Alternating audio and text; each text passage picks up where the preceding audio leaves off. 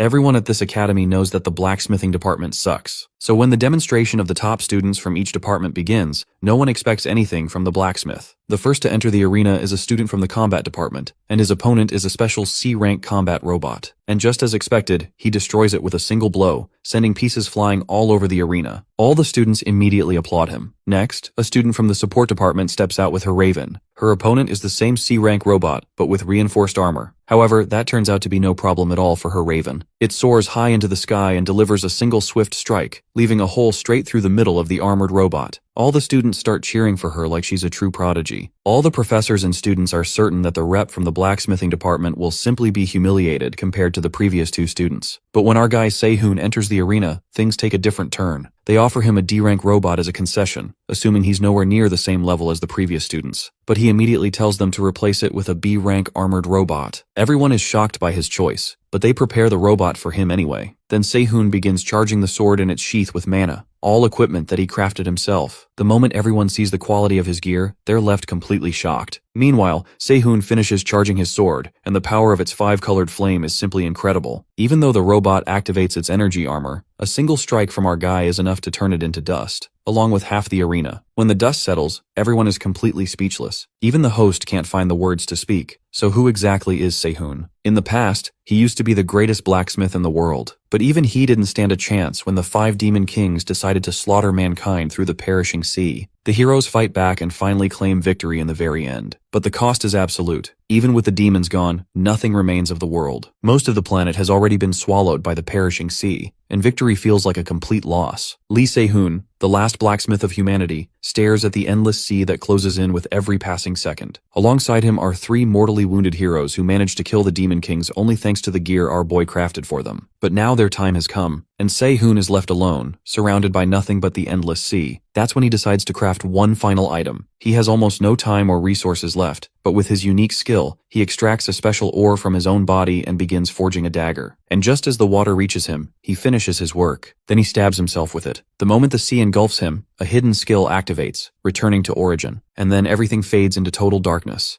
A sudden light hits his eyes, and he wonders if he's actually still alive. A voice calls out, "Candidate Lee," a name he hasn't heard in 31 years. Looking around at the scene of his entrance exam, he wonders if his life is just flashing before his eyes. But then he remembers that last weapon he forged. The manifestation is called Return to the Origin, and it strikes him. This happened because of the weapon he made from his own bond ore. The instructor snaps at him, giving him a final warning. If he doesn't take this seriously, he's getting kicked out. As Sehun picks up his weapon, his mind drifts back to his past regrets. He thinks about how things might have gone if he had started sooner, wondering if he can truly change the future this time. Taking the weapon in his hand, he reminds himself that the past doesn't matter anymore. What matters is that he has a second chance. He needs to seize this opportunity to protect everyone. That thought alone is enough to bring a hopeful smile to his face. The first thing on his list is passing the Babel exam. Finding the 3 dogs will have to wait. He gets to work. With a lifetime of experience guiding his hands, his forging is so flawless it immediately catches the proctor's eye. The professor leans in, watching closely. Sehun's hammerwork looks slow from the outside, but the rhythm is perfect, creating a clear, sharp resonance with every strike. After checking the materials, the proctor concludes this craftsmanship is top tier. Even the assistant Han is astonished by the quality. Both are certain this piece is more than enough to pass the exam. But then, to their absolute shock, Sehun suddenly breaks the item. In this new life, he isn't about to compromise his standards by making something superficial. Assistant Han is furious, viewing the act as an insult to the smithy, but Sehun calmly requests a chance to remake the assignment. When Han tries to protest, the proctor reprimands him, noting that Sehun hasn't actually broken any rules. Turning to the boy, the professor reminds him there are only 40 minutes left. Sehun simply claims he can't bring himself to submit something so mediocre. Impressed by his confidence, the professor gives him his best wishes. Our hero starts again, but he quickly hits a wall. His younger body lacks the mana and physical strength he's used to, and the clock is ticking. He needs a shortcut that works for his current situation. Suddenly, a strange sound echoes through the room, drawing everyone's attention. The other candidates stare in disbelief.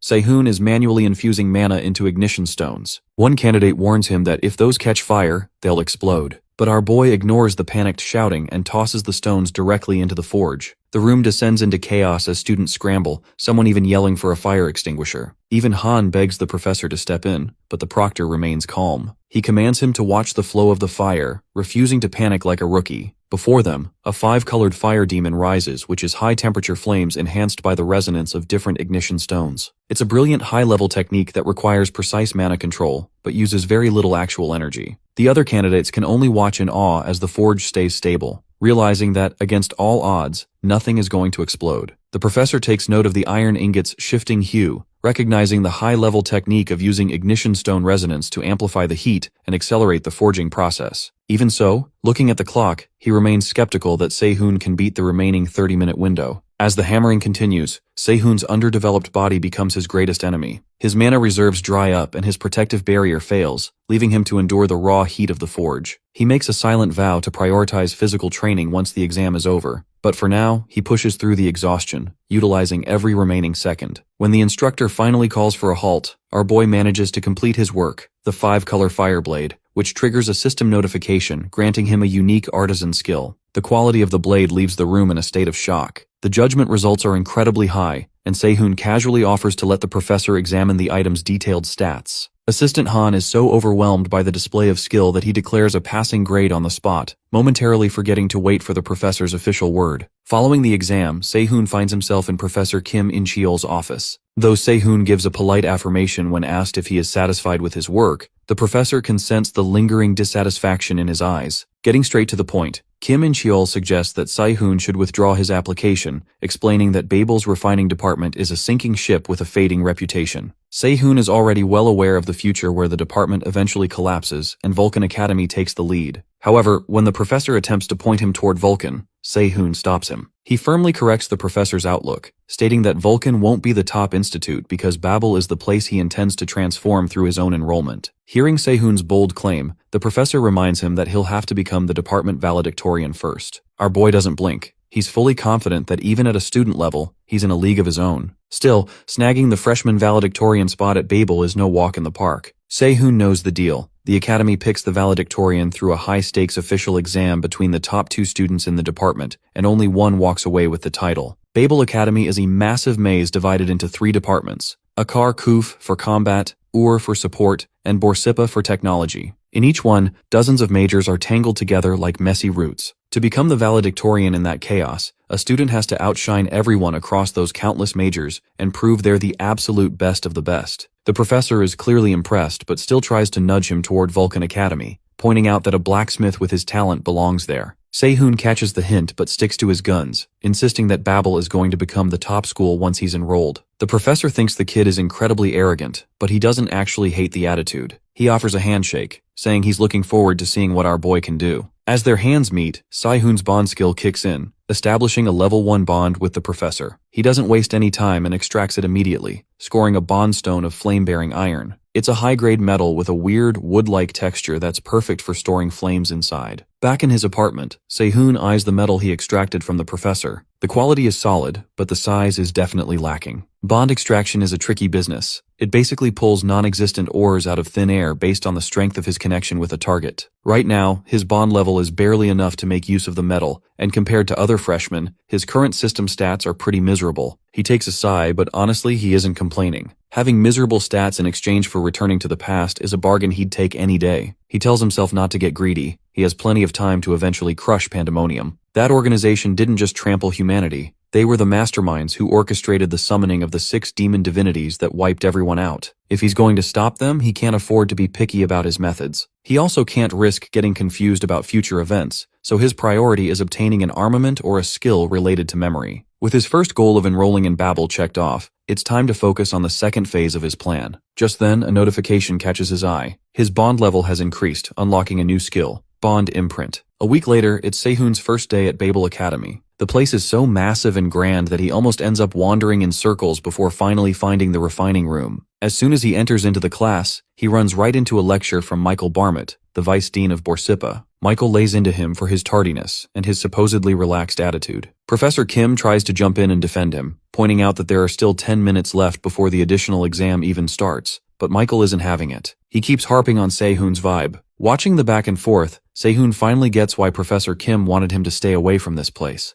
It's not just that the department's stats are tanking, but they're also clearly at odds with the higher-ups. Our boy tries to play nice and greet another student nearby, but he gets hit with a total cold shoulder. It's an awkward moment, to say the least. Just then, a woman steps forward and asks if everyone is finally present. When the vice dean addresses her as Dean, Se-hoon's eyes go wide. He recognizes her instantly. It's the dean of Babel's Borsippa department herself, Ryu Yun-ha. Se-hoon can't help but wonder why a heavyweight like her is even here. In his past life, this lady was a regular customer at his shop. She's an S-rank powerhouse with a unique, terrifying skill. She can devour armaments to grow stronger. He actually saw her in her final moments, where she admitted her one big regret was to eat his high-quality gear. Professor Kim's voice snaps him back to reality. It's time for the additional exam. The rules are simple but brutal. They have 90 minutes to create an armament that pairs perfectly with the sword from the previous exam. The catch? They have to use an alchemy smithy to forge it. A massive pile of ores is laid out for them to choose from, and with both the dean and vice dean acting as judges, the pressure is through the roof. As the signal starts, Se-hoon ties his apron. He focuses on the alchemy smithy, knowing he needs to create a perfect resonance using pure mana so the elemental energies don't go haywire. A taunting voice breaks his concentration, asking if he thinks staring at the materials will magically boost his mana. When Se-hoon asks if that was aimed at him, the haughty blonde student, Hans Barmut, just sneers that Se-hoon is the only one besides him. Professor Kim steps in to tell Hans to shut up and focus, but the damage is done. Hans is the vice dean's son, and it's obvious he's riding high on his lineage. He looks down on Se-hoon's low-level mana, confident that his own Barmut family training, renowned for alchemy smithing, gives him an unbeatable edge. Hans already has mana levels comparable to a second-year valedictorian. He grabs some lazurite and Hainam jade, both high-mana water elemental ores, looking like he's already won.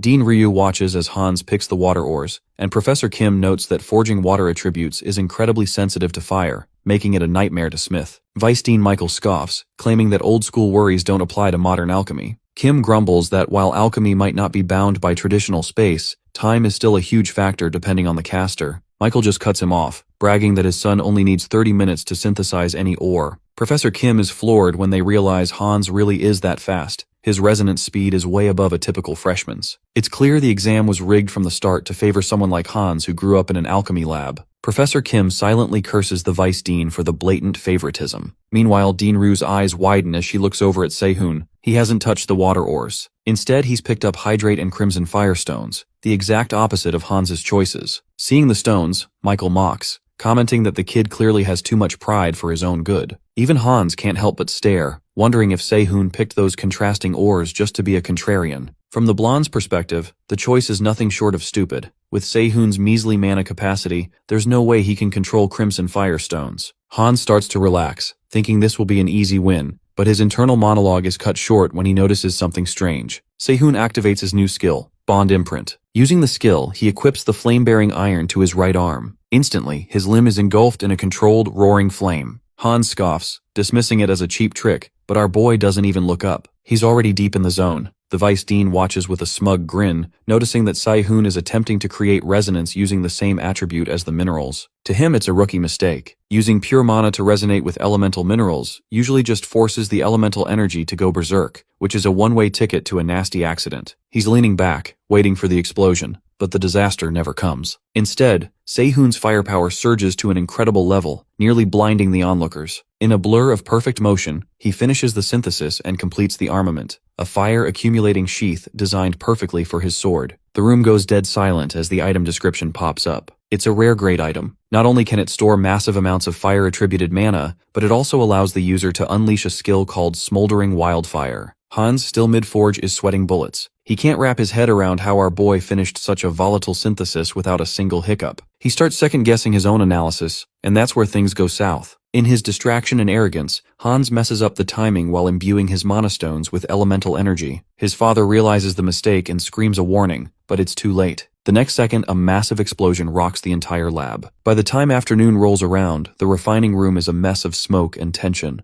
The vice dean, ever the snake, immediately tries to turn the tide in his son's favor. He declares the match a tie, using Hans's injury as a convenient excuse to push the final decision to a later date. Professor Kim isn't having it. He points out that the accident was entirely due to Hans's own carelessness. Michael just snaps back, accusing Kim of caring more about exam scores than the well-being of his students. Michael isn't done playing dirty, though. He starts poking holes in Se-hoon's performance, claiming that achieving full resonance and high-tier mana output in under 5 minutes is impossible for a rookie. It shouldn't be humanly possible for a freshman to act that way. Se-hoon just watches them, his mind on the technique he actually used, something that isn't even supposed to be discovered for years. He used a method designed for crafting armaments when normal smithing is impossible. In his eyes, alchemy isn't about killing the ore to reshape it. It's about finding the mineral's core and letting the life of the ore unfold. He's basically used a future-tier shortcut, but he has zero intention of explaining that to a guy like Michael. He just plays dumb, staring back with an oblivious expression. Michael takes the bait, smirking as he flat-out calls Se-hoon a fraud. He argues that a freshman forging a rare-grade item is a statistical impossibility, so he must have cheated.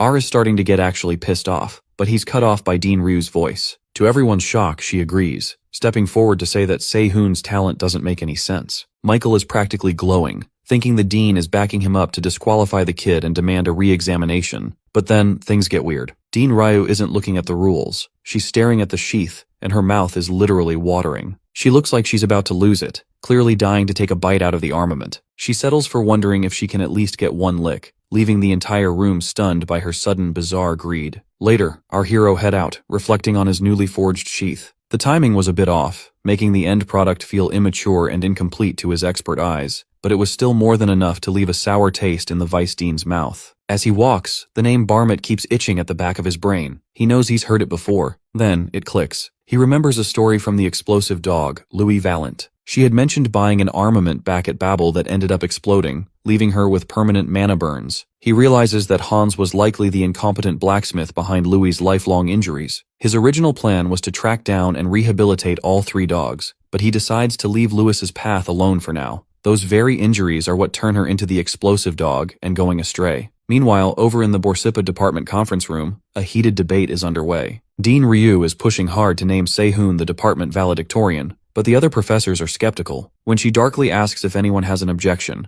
Michael slyly speaks up. He frames it as a suggestion rather than an objection, pointedly reminding her that she only recently became dean. The argument shifts to the sheath itself. While impressive, the board wants a closer review. Professor Kim jumps in, pointing out that even if the craftsmanship lacks a bit of polish, the way the mana is utilized and its perfect compatibility with the 5-color Fireblade is genius. One professor looks over the report, admiring the stats but still doubting if a freshman could actually pull it off. Dean Ryu shuts them all up with a bombshell. She tells the board that the armament they're looking at is likely only 60% of what Se-hoon actually intended to make, and that very deficiency is what makes his potential so terrifying. To settle the matter, she offers them a front-row seat to his valedictorian demonstration. She's so confident that she puts her career on the line. If they won't accept her decision after seeing him in action, she'll resign from her post on the spot. The next day, at the opening ceremony, Emperor Ludwig Schubert kicks things off with a long-winded lecture on the history of Babel. He talks about how, 5 years ago, the heavens sent down the Tower of Heroes for the sake of human evolution, but the world beneath responded by unleashing the swamp of pandemonium to corrupt everything in its path. While humanity gained new possibilities, a massive calamity was born at the same exact time. Babel, based in the middle of the ocean, has been churning out heroes ever since, and now the Emperor is inviting the new students to join those ranks.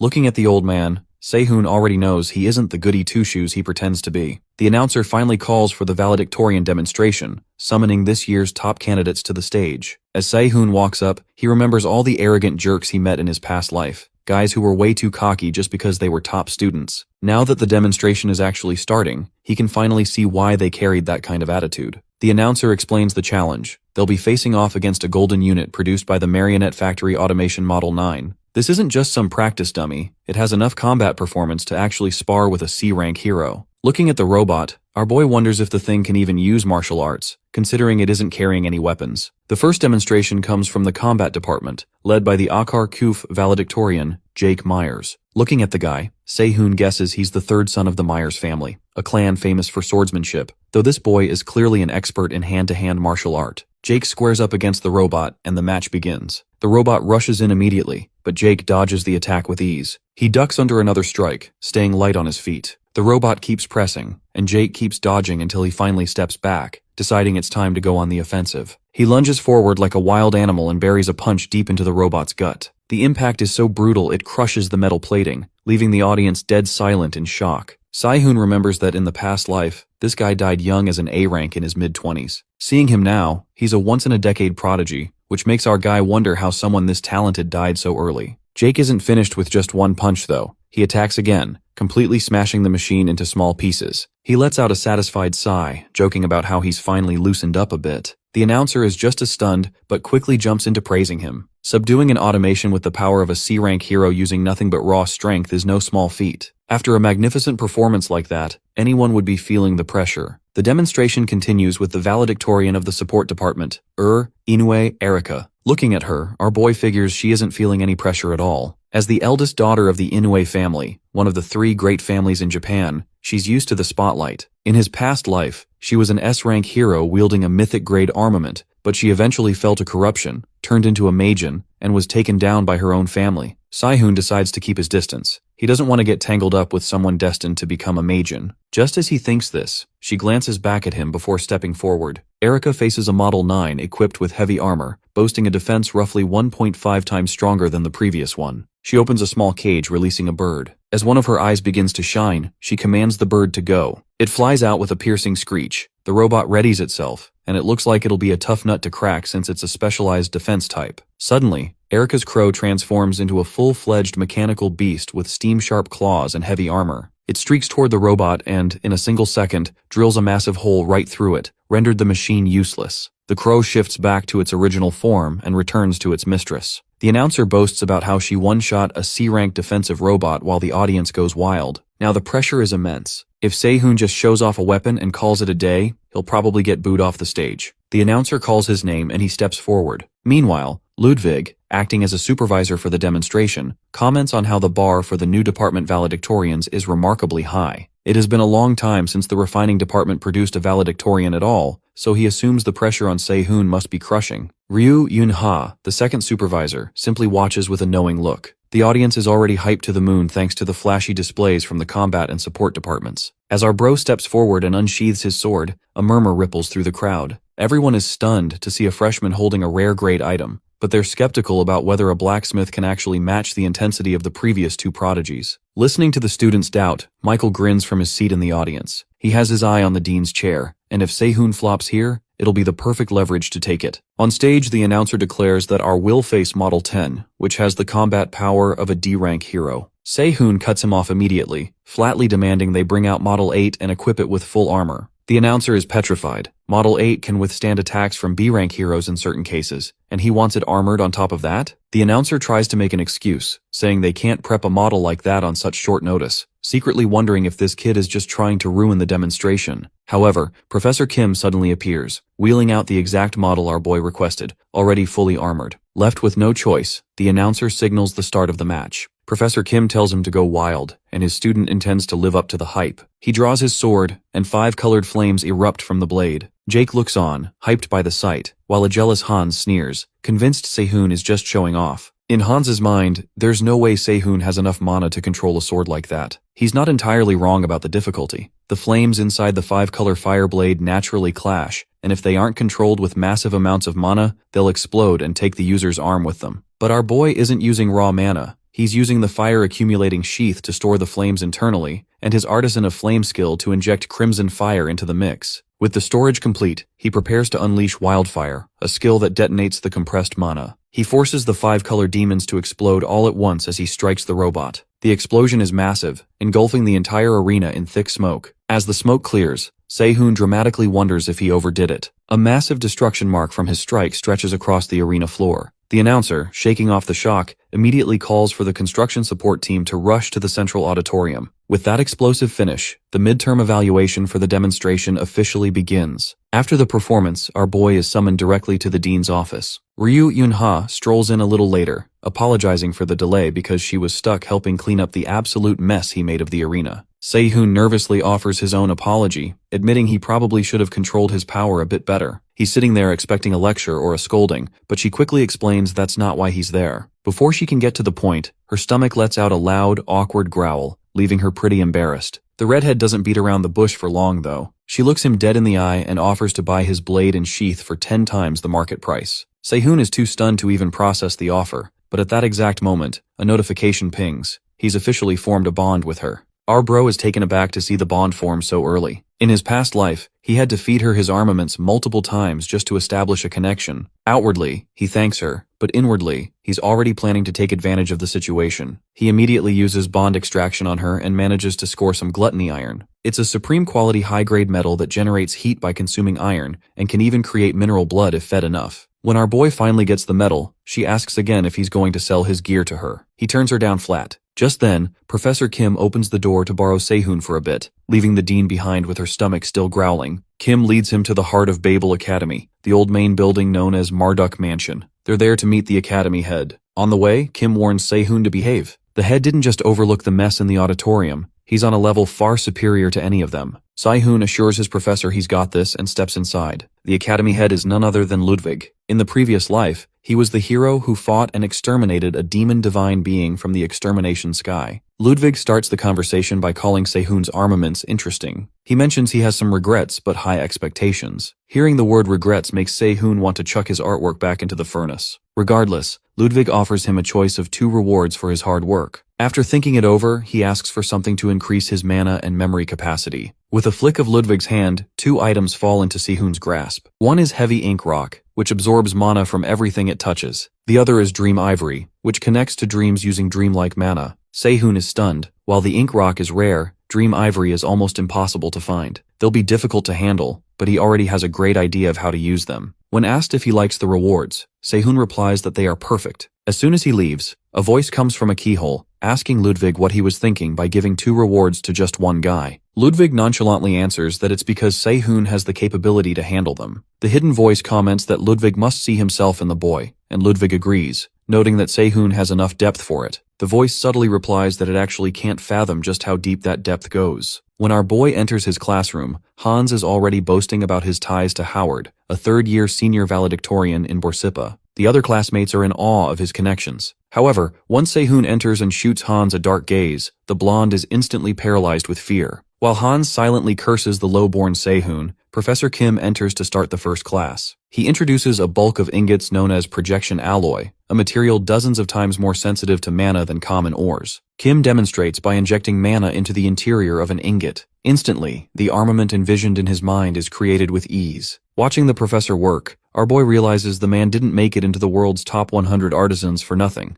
a fact he felt clearly while creating their bondstone. The armaments created by these ingots can't actually be used in battle. Because the alloy is so sensitive to mana, it essentially records the creator's subconscious, forcing them to reflect on their inner self. That's why they're called alter egos. The blades they create are a direct reflection of who they really are. Professor Kim explains that instead of a standard self-introduction, the refining department will be using these alter egos. They'll be exhibited in the back building for a week, and he wishes everyone luck. Sehun notices the price of these alloys, over 10 million won each. It just goes to show how much effort Babel puts into making even a simple self-introduction feel grandiose. Hans tries his hand at it first, but he can't even keep his sword under control. Our boy, on the other hand, is looking around and wondering why no one here seems to have any real talent. Then, his name is called. Staring at his ingot, Sehun decides there's no point in holding back anymore. He's already the department valedictorian, so he might as well go all out. He lets his mana flow, but he realizes a second too late that he might have overdone it. The next moment, a blast shatters the windows. At the exhibition ceremony, a massive crowd gathers, specifically to see the alter ego of the refining department's top student. To everyone's shock, it isn't just a single sword. Sehun's ingot accidentally absorbed 19 nearby projection alloys, resulting in a display of multiple weapons that the department decided to exhibit exactly as they were created. They claim this grand display is a representation of Sehun's vast aptitude. The students are understandably nervous, assuming he must be incredibly confident to pull off something like that. Some whisper that since it's been a while since the refining department had a valedictorian,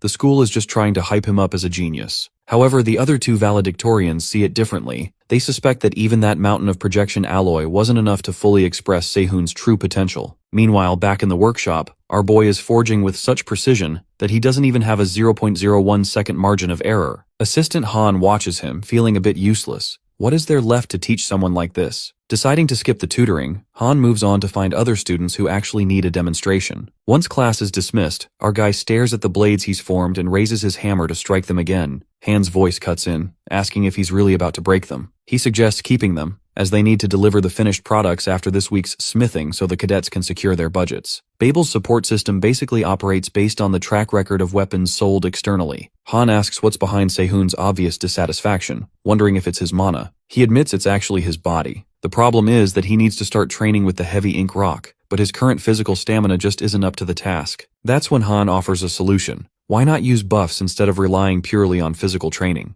The realization hits Sehun hard. In his past life, he never bothered with that method, but now it seems like his only chance to smith the heavy ink rock while his body still lacks the raw strength to do it on its own. Our boy thanks Han for the tip. While Han tries to brush off the gratitude, Sehun returns the favor with some advice of his own. Use only 70% of his mana. He points out that Han burns through his entire reserve during forging and suggests focusing only on a single point instead. Sehun walks away, leaving a completely baffled Han wondering how a freshman just gave him a masterclass in mana management. Babel is a unique place that encourages autonomous learning. Students are free to take classes from any department or stack dozens of courses in a single semester, provided they complete their major requirements. The catch is the responsibility. Fail to maintain your grades 3 times, and you're expelled. Taking advantage of this freedom, Sehun hops on the train toward the Ur station, heading for the Department of Sorcery. As soon as he steps off the train, he runs into Erica and her bodyguards. One of the guards irritably tells him to move since he's blocking the path. Sehun doesn't flinch, darkly telling the guy that he's the one who should be moving. When Erica asks where he's headed, he mentions he's checking out the Department of Sorcery to see if he can pick up a minor. Much to her bodyguard's annoyance, Erica offers to lead him there herself, even though she has a gathering to attend. Despite the minor protests from her staff, she walks with our hero and asks about his interest in a minor. He explains that he wants to learn buffs to enhance his physical abilities without interfering with his smithing. She suggests barrier arts, but Sehun points out that those are usually for defense. Erica explains that the application varies depending on the user. To demonstrate, she creates a barrier on an envelope and challenges him to tear it. Sehun tries to rip the paper but fails. He initially wonders if she simply increased the paper's durability, but he quickly realizes that isn't it. He notices that while the material maintains its original properties, it hardens only when subjected to a strong force. He notes that the technique is a perfect match for smithing, which requires incredibly delicate control. Erica suggests he seek a professor's help for such a complex formula, but as Sehun looks closely at the envelope, the formula feels strangely familiar. Erica starts to offer an introduction to the barrier composition professor, but her words die in her throat. She watches in shocked silence as he effortlessly tears the envelope in half. He didn't just understand her family's secret barrier formula, he dismantled it on the spot. He thanks her for the help and casually suggests they grab a meal sometime, including her lackeys who are still trailing behind. The guards start to rush him,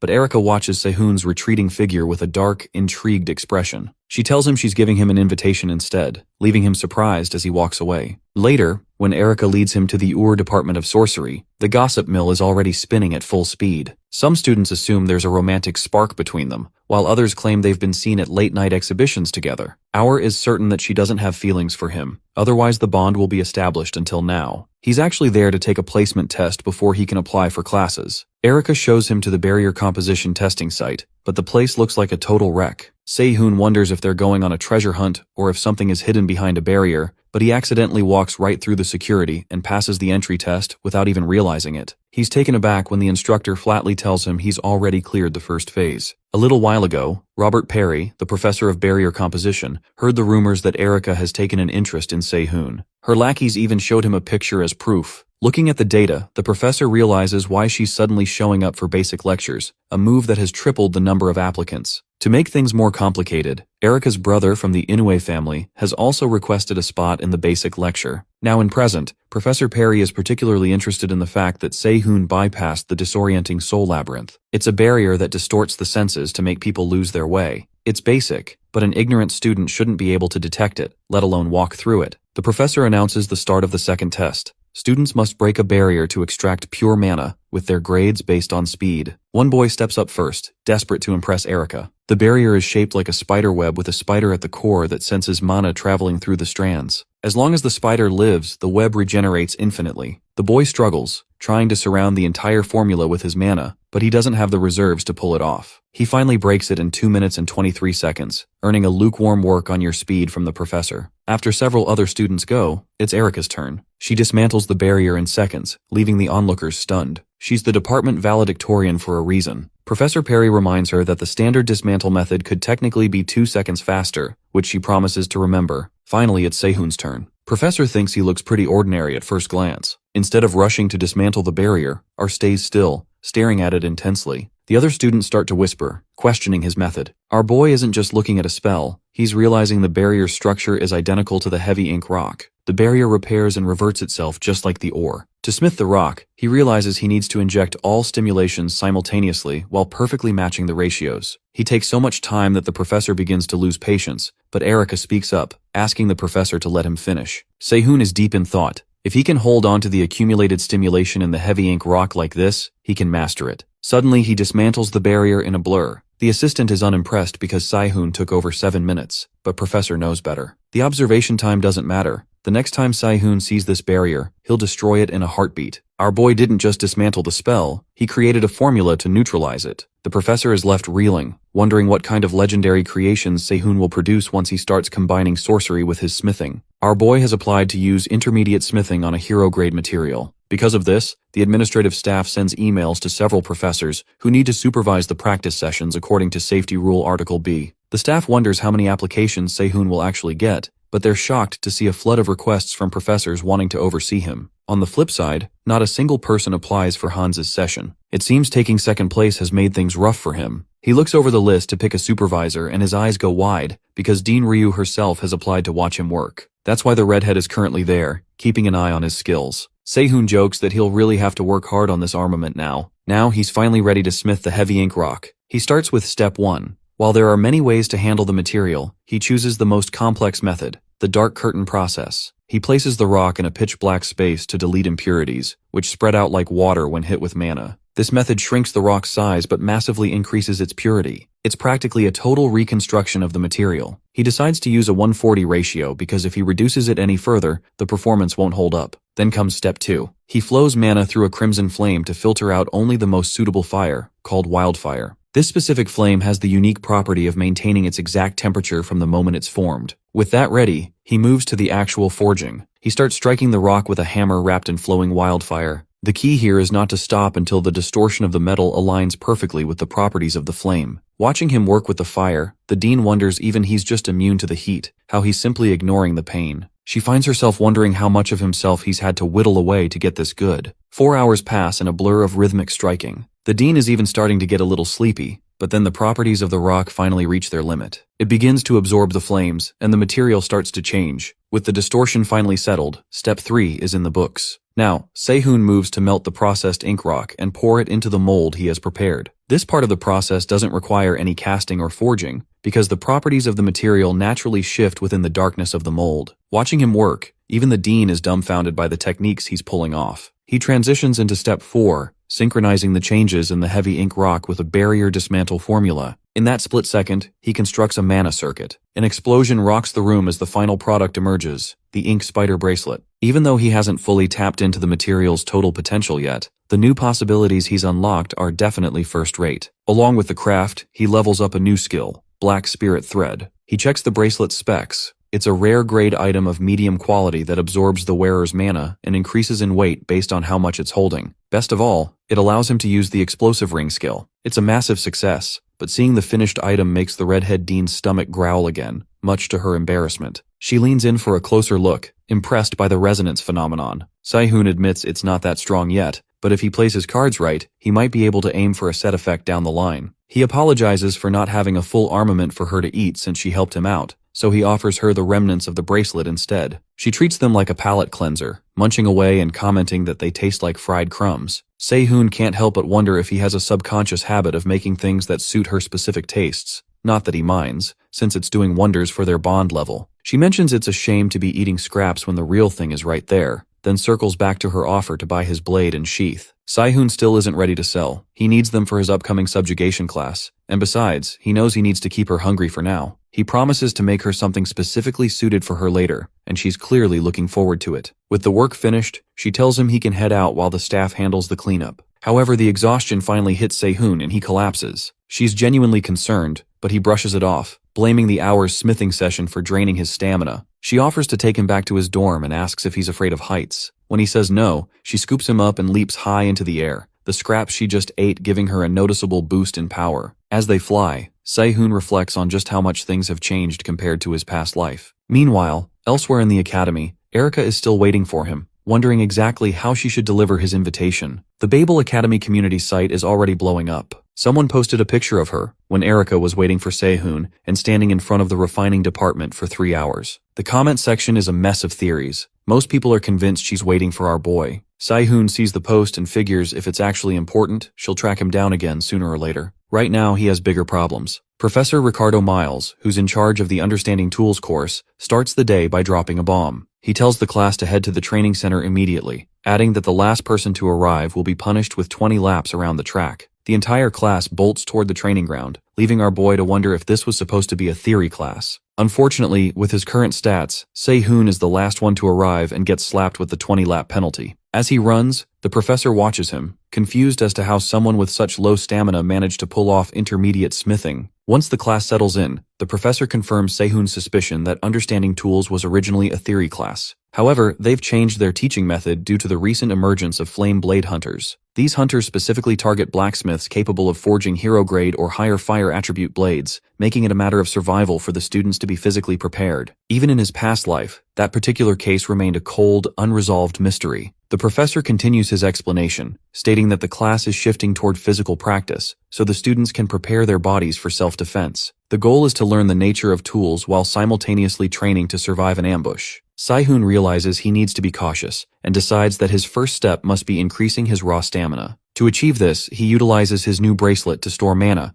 a method that helps him boost his average stats by 5 points. He hopes that by maintaining this regimen, his body will finally be combat ready by the end of his first year. The professor eventually calls him over, ending his penalty run. Our boy is handed a sword, so the instructor can evaluate his swordsmanship through a few basic swings. Looking at the weapon, Sehun knows the added weight and mana drain of the bracelet will make his movements feel heavy. Though his technique is incredibly refined from his past life, he decides to commit to the strike. To the other students watching, his movements appear painfully slow and sluggish. The professor initially notes that while Sehun's blade seems to know its intended path, the execution feels rushed and lacks power. He prepares to offer a critique before moving into a match, but Sehun's next motion leaves him completely paralyzed. In a sudden blur of motion, he maneuvers his sword until the edge is resting directly against his instructor's throat. Clearly shaken, Miles demands to know who taught him such a high-level technique. Sehun finds himself in a tight spot, remembering that his instructor in his past life claimed to have invented that specific style in just 10 minutes. That person had actually been a broke customer who couldn't afford a smithing bill and paid with the technique instead. Sehun quickly comes up with an excuse, claiming he simply picked it up by watching videos online. Blown away by the boy's apparent natural talent, Miles asks if he has any interest in learning the art properly. He even offers to personally write a letter of recommendation for the elite body control lecture over at Akar Kuf. That is how Sehun finds himself at Akar Kuf that afternoon. There, he recognizes someone from his past life, a man who is currently trying to shake off a persistent student begging for lessons. In his previous life, this man was a retired S-class hero and a regular customer known as the Swordbreaker, Ma Guangsu. Sehun finds it hard to believe that the same man who eventually lived for gambling and booze was originally a professor. The professor becomes even more irritated when he sees another student approaching. Sehun introduces himself and mentions the recommendation from Professor Ricardo. Jake, who is also present, chimes in to inform the professor that Sehun is this year's refining department valedictorian. Despite the title, the professor thinks our boy looks quite mediocre at first glance. To get rid of the persistent blonde student once and for all, the professor proposes a challenge. The blonde must defeat Sehun if he wants to be taken on as a student. He declares that the winner will be whoever manages to land the first hit. The match begins, and the blonde student immediately rushes toward Sehun.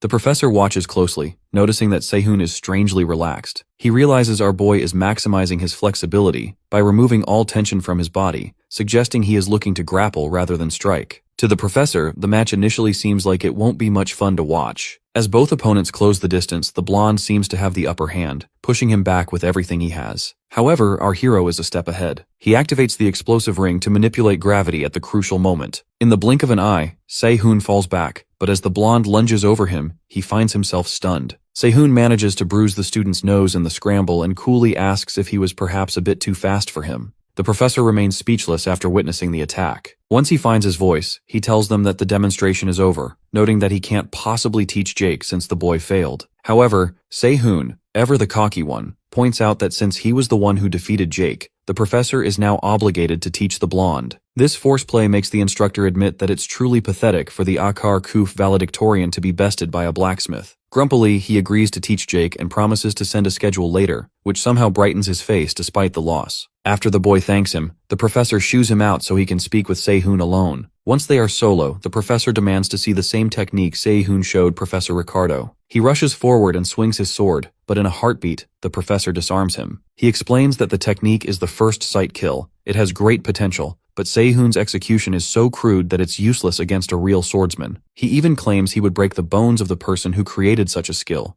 having no idea that Professor is technically the one who will create it in the future. Regardless, he offers to help Se-hoon build a proper physical foundation to support such a skill. Our boy is officially enrolled in his class and dismissed. As he leaves, the professor can't help but think the boy thinks a bit too highly of himself. Outside, Jake catches up to him and hands him an invitation, the very same one Erica wanted him to have. It's an invite to Noblesse, a prestigious gathering for cadets from elite families. Se-hoon is hesitant, but Jake insists it's a token of gratitude for helping him get accepted by the professor. On his way back to his department, Se-hoon calculates his schedule. With minors in barrier composition and body control, he decides he needs one more minor from his own department. He weighs his options between alchemy and enchanting. Just then, a new character appears. A girl with starry eyes who is absolutely enamored with his bracelet. She excitedly asks if he made it, and when he confirms, she begs to add an enchantment to it. In that moment, a bond forms with the girl, Leia Claudel. In the past life, she was a genius who raised an armaments grade by 2 whole ranks by her enchantment. She eventually shattered the entire enchanting industry. She nearly shrieks when she realizes the bracelet is made from heavy ink rock. They settle down so she can inspect it, and she starts rambling about which formulas to use. The problem is she wants to add too many. The material's compatibility is just too good to pass up. Hearing her passion, Se-hoon decides to leave the item with her, since he already has a replacement in hand. She is amazed by his trust, and they formally exchange introductions. She's a third-year senior from the enchantment department. Their conversation is cut short when one of Erica's lackeys arrives, demanding a word with our boy.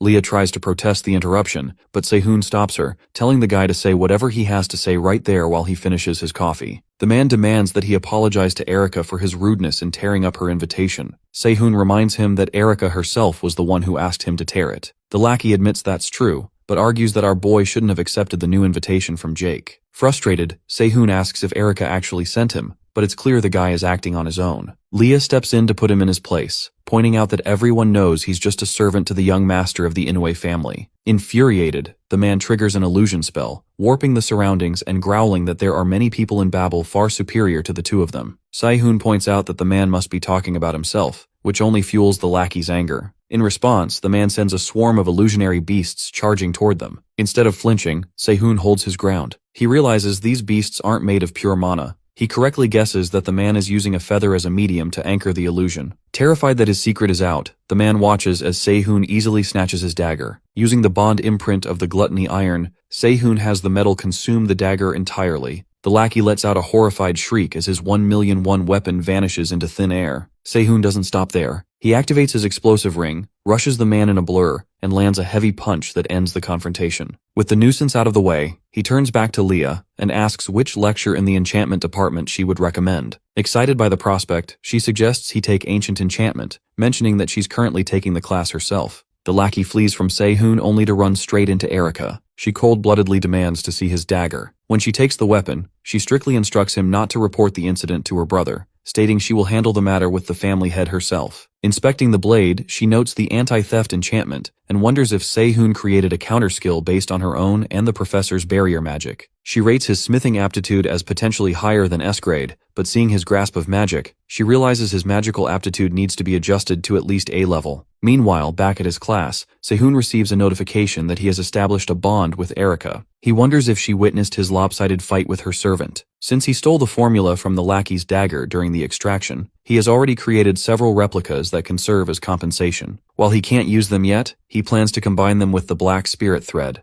Now he finds himself bored during a lecture, as he already knows everything Professor Kim is teaching. Eventually, the professor moves to the practical portion of the class. He places metal bricks before the students, explaining that while the material is the same, they can change its form depending on the mana arrangement. He demonstrates the deformation of iron, explaining that mastering this versatility is what determines a blacksmith's skill. He emphasizes that they must grasp the true potential of the metal they handle. Assistant Han distributes the ingots, and Kim tasks the students with their first exercise, manipulate the mana arrangements to create a simple scratch. He warns them to be careful, as the ingots are highly sensitive. Sehun observes the lecture and realizes the professor hasn't rejected the potential of magic smithing yet. The students are given 10 minutes. Most of them panic as their ingots are not snapping back to their original shapes. Only Hans and Sehun succeed. Hans is brimming with confidence, certain that his speed and competence match Sehun's. He's thrilled when he finishes the next step before Sehun, but his joy is short-lived. Professor Kim demands that Hans return his ingot to its original form because the mana arrangement is completely ruined. The metal can't withstand the deformation because the processing method was wrong from the start. The blonde is stunned, arguing that he followed the instructions perfectly. Kim reminds him that he failed to grasp the metal's potential. If he can't restore the arrangement, the equipment is just deteriorating, not deforming. While Hans is forced to restart, he notices Sehun spacing out and assumes his rival messed up. At that exact moment, the said rival completes his own arrangements. Professor Kim is so stunned he asks him to demonstrate the deformation again. Sehun haughtily replies that it's only possible because these ingots are specially adjusted for cadets, and he couldn't pull this off with regular iron. Kim reluctantly agrees, but his mind wanders to the saint of the holy fire, Lee Kensei, the greatest blacksmith and creator of the deformation formula. He wonders if Sehun has found an entirely different way to achieve the same results. After class is dismissed, Kim stops him and gives him a crimson fire jade as an admission gift. He explains that by absorbing its essence, Sehun can permanently strengthen his crimson flame. Sehun thanks him, and the professor then suggests he take a specific minor, Armament Fundamentals, he is giving classes of. This class boasts the largest budget at Babel. Sehun reflects on his past life, realizing he never even heard Professor Kim's name back then. He wonders if the man met a tragic end in the original timeline, but notes that in this life, things are definitely taking a much more high-profile turn. He then decides to take the course. The professor reminds him that he's already stacked with minor subjects, but eventually agrees, noting that this will bring his total to 4. As they shake hands, Sehun takes advantage of the physical contact once more, using bond extraction to pull flame-bearing iron directly from the professor. Later, back at his place, Sehun reflects on his unique ability. If he can extract metal from a person, it implies he has the capability to forge and process a human body as well. Normally, having multiple mana attributes is dangerous because they clash within the body, which is why blacksmiths are usually advised to stick to one. However, Sehun is a different case. By allowing his internal mana, the kind usually used to block out heat, to deplete, his body naturally begins to draw in the essence of the crimson flame. He realizes that to master this, he needs to construct a mana circuit inside himself specifically for that flame. He begins the grueling process of smithing his own internal energy. As he succeeds, his attribute mana strengthens, and his crimson flame jumps from F to E+ rank. This breakthrough grants him an S-grade skill, Spirit Body Smithing Magic. His physical abilities surge, and his strength and overall stats see a significant enhancement. However, the sheer influx of power is nearly too much to handle. Just as he's on the verge of collapsing and giving up, he hears Leah's voice. She calls him out, telling him that having the materials but giving up now is just plain stupid. She asks him flatly if he's really going to accept defeat. Sehun snaps his eyes open, his determination renewed. He resolves to use every tool and advantage at his disposal. Sitting alone in his room, he settles on a single driving purpose. He won't live this life with any regrets, whether it involves a friend or a foe. The next day, the workshop is a hive of activity. The students are wrapping up the items they've spent the semester creating, as they need to supply the finished products to both the school and external buyers. Assistant Han encourages everyone to give it their all, reminding them that their budget depends on this final flow. Everyone dives into the work, but Sehun is far from satisfied. His body still isn't in peak shape, which caused a slight misalignment in his latest piece. Refusing to take the easy way out, he restarts the forging process from scratch. He knows that while a moderate, standard product is enough to secure his budget, he wants to produce at least one item of truly high quality. As he works, the rhythmic clanging of his hammer begins to harmonize until he hears it, the sound of the perishing sea. It's a sign that he's tapping into something deep. When he finishes, the blade doesn't just have temporary sharpness. A permanent edge is engraved into the very body of the metal. He has successfully created the White Light longsword, and in doing so, he unlocks the C-grade White Light style skill. Even though he used regular iron, his pre-regression skills are clearly starting to surface. While he admires his work, many of his fellow students are struggling to produce anything even remotely decent. On Saturday morning, Sehun meets up with Leia. He's curious to see her basic enchanting skills in action, so she leads him to a secluded workplace tucked away in the Akar Kuf district. They eventually arrive at a hardware store owned by an old woman named Helena. The moment they step inside, Helena shouts at Leah, immediately asking if Sehun is her boyfriend. When Leah introduces him as the refining department's valedictorian, the grandma scoffs, remarking that the academy must have lowered its standards to accept such a soft-looking guy. The old lady then turns her anger back to Leah, pointing out the massive pile of work that has accumulated. As Sehun looks around the shop, he admires Helena's hidden skill, but wonders why someone of her caliber is running a simple hardware store in a place like this. Leah admits the workload is heavy and shows Sehun her enchantment palette and the powders she makes by grinding magic stones. He watches as she handles more than the basic 8 colors with incredible diversity. When he asks if she can restore damaged enchantment formulas using only her palette, she confirms it. She explains that this is how she earns money, by rebirthing enchantments without having to worry about high material costs. Watching her work, Sehun realizes that the nerd didn't miss out on being valedictorian because of a lack of talent. She's just so immersed in the joy of her craft that she doesn't care about titles or rankings. While exploring the shop, Sehun's eyes catch a specific whetstone that resonates with mana to grant special effects. He's itching to test himself, especially since he just engraved the white light for the first time in this life. His thoughts are interrupted by Helena, who urges him to pick something from the junk pile and get to work. Sehun finds a worn-down knife. The edge is dull, but he notices the axis isn't twisted, which tells him this blade belonged to someone who truly knew how to handle a sword. He decides to use the high-quality whetstone to sharpen the edge to its absolute limit. As he begins the delicate process, the precision of his movements makes Helena pause, wondering if this kid is really just a freshman. As the morning goes on, the nerdy girl finishes her own task and notices Helena is completely mesmerized by Sehun's work. She teases the old woman, suggesting she was looking for a mistake to criticize, but ended up getting a lesson herself. The comment earns the girl a swift, playful smack from the grandma. Sehun finally finishes and hands over the knife, though he promises he'll do an even better job next time. Helena promptly shoos both of them out of the shop, acting like they're in the way. A moment later, her brother walks in to pick up his knife, mentioning that he's been swamped with orders at his restaurant. Helena isn't shy about her disapproval, grumbling that the man should be a professor in the combat department instead of a restaurant owner. When the man inspects his knife, he stops dead. He asks Helena if she sharpened it herself, or if one of her assistants finally leveled up, but she surprises him by revealing that a mere freshman did the work. After analyzing the terrifyingly sharp edge and the skill behind it, the man is left wondering just who this mysterious student actually is. While heading back, Sehun and Leah discuss Helena's history. Leah explains that the old woman is actually a retired professor from the refining department who opened her shop in a Kharkiv after leaving the academy. Sehun wonders about the story behind her departure, especially since he remembers that the refining department was the weakest in Babel during his past life. He notes that this isn't a detail he should overlook. Leah shyly asks for his opinion on her enchanting. He praises her fundamentals as being flawless, but just as she starts to boast, he shuts her down by calling her narrow-minded. He points out that despite her vast knowledge of various methods, she never actually attempts them. She is taken aback, but he emphasizes that she is one of those people who knows the theory, but lacks the creative courage to execute it. He tells her that a creator's imagination is their greatest weapon, but she has been suppressing hers. When she protests that she obviously understands her craft, Sehun decides to show her a trick. He uses an analogy. If she needs to place a stone beneath the water's surface, creating the stone is smithing,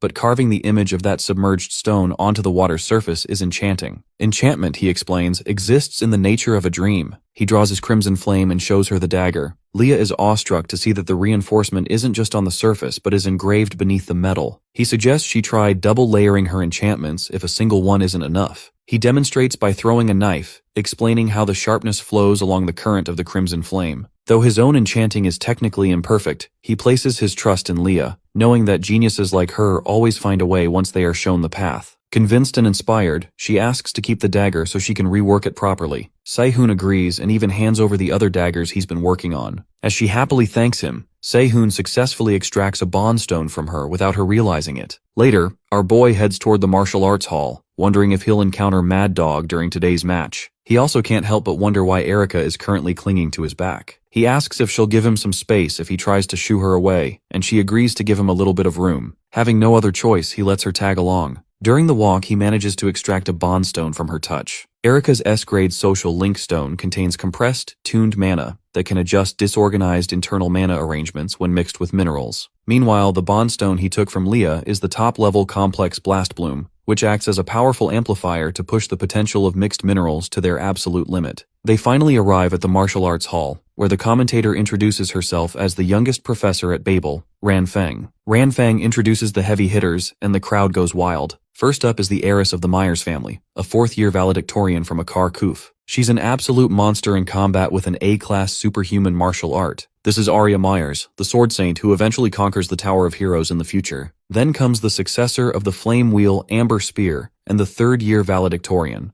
the South Korean intangible cultural property himself. Sae-hoon can't help but smile when he sees him, knowing that in the future, this polite-looking guy becomes the infamous mad dog, Yeom Seong-ha. The match starts with a bang, blades clashing instantly. Arya clearly has the upper hand, cornering Seong-ha with flawless precision. Seeing Seong-ha's below-average performance, Sae-hoon wonders why the successor of such a prestigious spear style is struggling so much. Is he not getting the support he needs? But more than that, it's the poor quality of the spear Seong-ha is using that really bugs Sae-hoon's blacksmith instincts. Ultimately, Mad Dog loses the match and gives up on the spot. Usually there are interviews scheduled for both players, but Seong-ha storms out of the arena before anyone can grab a mic. As Arya starts her post-match interview, Sae-hoon spots Seong-ha leaving and decides to follow him, getting up from his seat. Erika notices him heading for the exit and looks a bit relieved. She's glad he's not sticking around to watch her brother fight next, though Sae-hoon tells her he's just not interested in Arya's obnoxious attitude. What Sae-hoon doesn't realize, however, is that as he stands to leave, he's caught the sharp, attentive eyes of Arya Myers herself. Sae-hoon tracks down Yeom Seong-ha in a park near the martial arts hall. Watching him from a distance, he remembers the man Seong-ha becomes,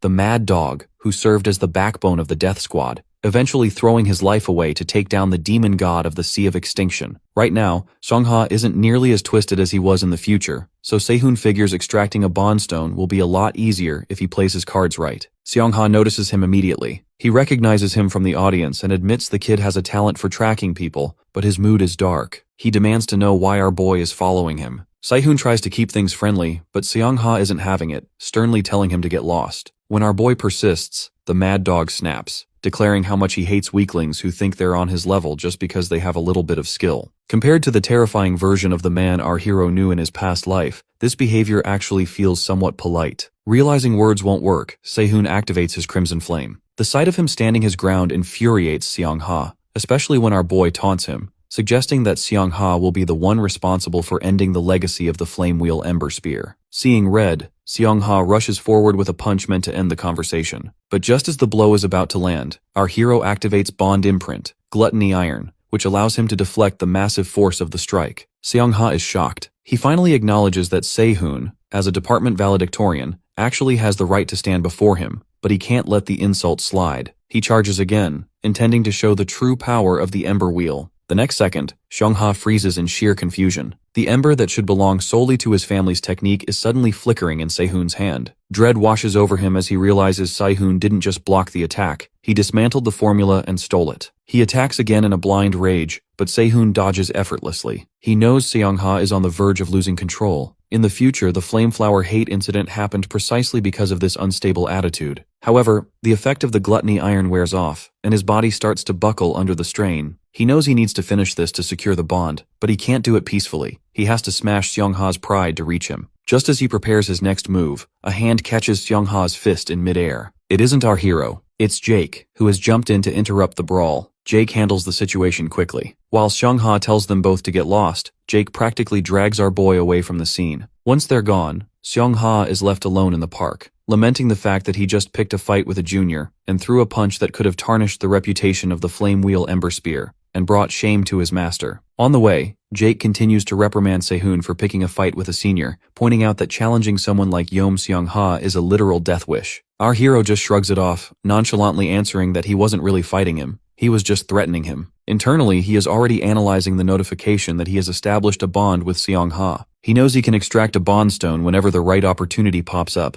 but he realizes there is a slight problem. Compared to the terrifying, battle-hardened Mad Dog from his future memories, the current Seong-ha is much softer. This difference in personality means the bond stone's effect might be weaker or different than expected. To get the high-grade power he needs, Sae-hoon realizes he has to find a way to level up his bond with the future Mad Dog. Trying to change the subject, Sae-hoon turns to his blonde Yearmeste and asks how his hand is holding up after stopping Mad Dog's punch. Jake beams, happily boasting that his hand is as tough as iron. Jake, however, isn't easily distracted. He is still sweating over what Sae-hoon said earlier about his sister. Knowing Arya is Jake's sister, Sae-hoon doesn't sugarcoat it. He tells Jake flat out that she is stuck up. This sends a look of pure horror across the boy's face as he realizes just how much trouble Sae-hoon is in, especially since Arya is already digging for info on him. To make matters worse, Jake drops one final bombshell. He tells him that his sister has officially taken a personal interest in him. Jake looks like he's about to faint, knowing that when Arya Myers takes an interest in someone, things never end quietly. The first thing our boy comments on is how Arya must have some seriously sharp ears to overhear his conversation in that noisy crowd. He notes that he'll welcome her interest, as long as it stays just an interest. Inwardly, he's already calculating that catching the eye of Arya, who is Seong-ha's rival, is the perfect shortcut to getting the madman's attention too. Jake tries to play mediator, warning him that his sister isn't someone to be taken lightly, but Sehun cuts him off. He bluntly calls Arya petty and insidious, which sends Jake into a total panic. Jake finally asks why he dislikes her so much, and Sehun's thoughts drift back to his past life. He remembers how Arya suddenly vanished one day, only for someone to summon a demon god from her sword, the demon divinity of extinguishing light. Of course, he can't say that, so he just makes the excuse that her face practically screams trouble. As Sehun leaves, Jake gets a text from his sister. She wants every scrap of info on Sehun and basically orders Jake to be their bridge. But her next message makes him flinch. She mentions that his petty and insidious sister wants a favor. It means that she heard the whole conversation. The next morning, our dude finds himself in the lecture hall, though his shoulder is still killing him from the scuffle with Seong-ha. Hans is nearby, buzzing with anxiety about the upcoming exchange meeting schedule. Their professor, Reese Dova from Attribute Refining, arrives to take charge of the major classes. The students are visibly miserable because the guy is a notorious lunatic. Before starting, the professor begins handing out the results of their major refining assignments and their budgets for the next semester. One by one, students collect theirs, and Sehun is left for last. The whole class is dying to know what his budget looks like, but the professor drops a bombshell. His budget isn't released yet because his submission was so high quality that they've decided to enter it into the second-year public auction first. They'll finalize his funding after that. Sehun initially suspects this is Michael's handiwork, but he quickly brushes that off. He figures if there were actually a problem, Professor Kim would have stepped in by now. So he decides to let the budget situation go for now and focuses on the class. Professor Reese Dova kicks off his lecture on residual mana, and the room goes quiet when Yum Sung-ha walks in as a volunteer assistant. The freshmen are stunned to see a famous third-year valedictorian in their midst. The professor explains that residual mana in armaments is usually split into two categories, the basic charging type and the independent type, which can generate its own mana or pull it from the atmosphere. Since independent types are incredibly difficult to craft, the professor announces they'll be practicing the charging type today. He signals Seong-ha to demonstrate, adding that fire attribute mana is notoriously volatile and hard to stabilize as residual energy. However, if a smith can suppress that wild nature, the heat retention is second to none. Everyone watches in awe as Seong-ha effortlessly handles his flame wheel ember spears, showcasing a level of control that seems impossible. The professor ends the theory segment by assigning them to create an item using fire attribute charging residual mana with a flame wheel theme. He tells everyone to change and meet in the refining room. As the students head out, several try to butter up Seong-ha,